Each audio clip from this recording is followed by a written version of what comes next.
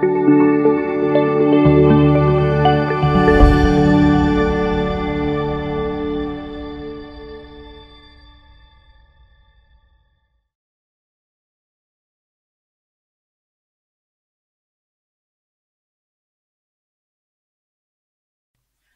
बच्चों, इस में हम क्या समझने वाले हैं, हमारा जो इलेक्ट्रिकल सर्किट है और मैग्नेटिक सर्किट है उसमें क्या सिमिलरिटी है और क्या डिससिमिलरिटीज है।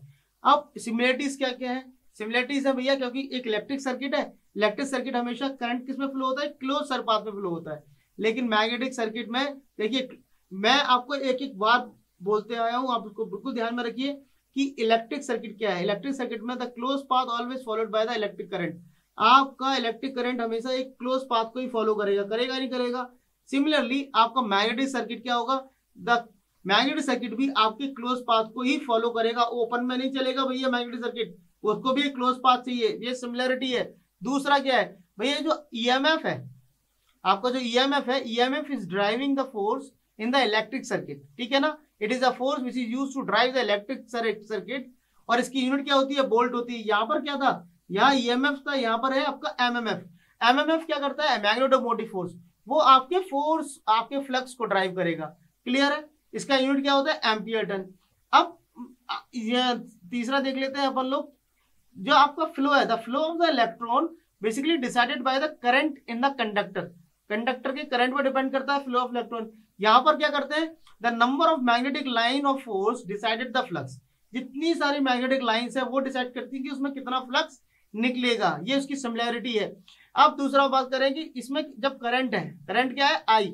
इलेक्ट्रिक सर्किट के अंदर करंट कैसे मेजर करते हैं? एम्पियर में मेजर करते हैं। यहाँ पर फ्लक्स है, यहाँ पर करंट है, सेम वही काम हमारा फ्लक्स कर रहा है।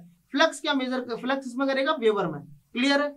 आप रेजिस्टेंस की बात मैंने आपको बताया कि एक इलेक्ट्रिक सर्किट के अंदर रेजिस्टेंस क्या करता है कि इस opposes the flow of current. यही सेम काम मैग्नेटिक सर्किट के अंदर रिलक्टेंस करता है। रिलक्टेंस का मैंने आपको जिस पहले बताया था, इसका किससे डिनोट करते हैं? ऐसे डिनोट करते हैं। और ये क्या करता है? It opposes the magnetic part of the flux. ठीक है? यूनिट क्या होती है रिलक्टेंस की? एम्पियर टन पर वेबर होती है। क्लियर है? और रेजिस्टेंस की होती है बेटा ओम। करंट, करंट कैसे निकालते हैं? I equal to V upon R होता है सर, ईएमएफ अपॉन रेजिस्टेंस। यहाँ पर फ्लक्स कैसे निकालते हैं? Five equal to MF upon reluctance. यहाँ पर करंट आई होता है, वो यहाँ फ्लक्स होगा। क्लियर है? करंट डेंसिटी, करंट डेंसिटी क्या होता है सर? करंट डेंसिटी आई अपॉन ए, यही होता है करंट डेंसिटी। ऐसे हमारा यहाँ पर आई क्या है? फाइव, तो यहाँ फ्लक्स डेंसिटी क्या हो जाएगा? Five upon A, that is a flux density. अब यहाँ पर यदि बात करें आपका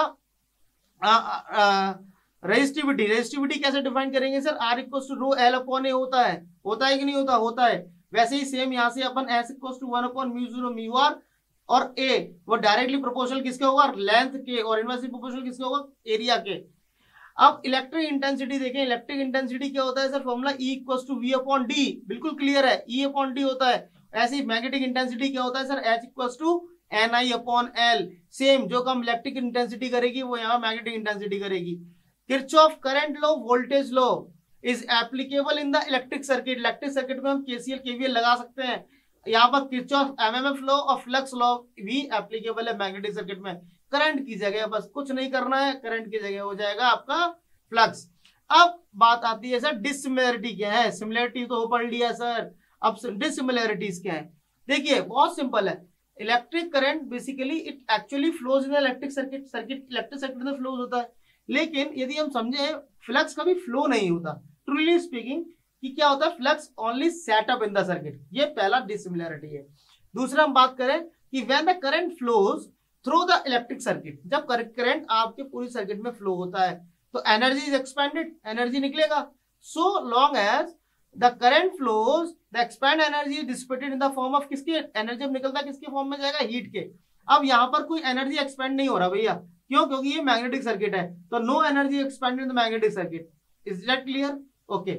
अब there are number of electric insulator, बहुत सारे इलेक्ट्रिक इंसुलेटर बनाए गए हैं इलेक्ट्रिक करंट से बचने के लिए। लेकिन मैग्नेटिक सर्किट के लिए कोई भी मैग्नेटिक इंसुलेटर नहीं बनाया गया। ये मेन डिफरेंस है। This is the difference between, this is the dissimilarities of electric and magnetic circuit. अब नेक्स्ट देखेंगे तो करंट क्या होता है? Current can not pass. Current क्या एयर में पास नहीं हो सकता, लेकिन flux can pass through the air. Important है, ध्यान रखिएगा। करंट हवा में नहीं आएगा भैया, लेकिन flux can flow, flux can pass through the air. Clear है? दो नेक्स्ट क्या भैया कि those in the continuous consumption of the energy due to the resistance. Resistance लगा दिया, कंटिन्यूअस कंजप्शन होता ही जा रहा है, होता ही जा रहा है। इसमें क्या है, energy is required to create the magnetic flux only. Only magnetic flux से ही एनर्जी जितना क्रिएट होगा वो रिक्वायर्ड अपन ले सकते हैं, ठीक है ना। तो रेजिस्टेंस, अब नेक्स्ट देखेंगे, रेजिस्टेंस होता है electric circuit, basically it's practically constant. क्या होता है रेजिस्टेंस, क्या होता है इलेक्ट्रिक सर्किट का, प्रैक्टिकली कांस्टेंट होता है। किसके लिए? For constant temperature. क्लियर है? लेकिन magnetic reluctance is not constant. किसी भी मटेरियल के लिए मैग्नेटिक रिलेक्टेंस कांस्टेंट नहीं होता।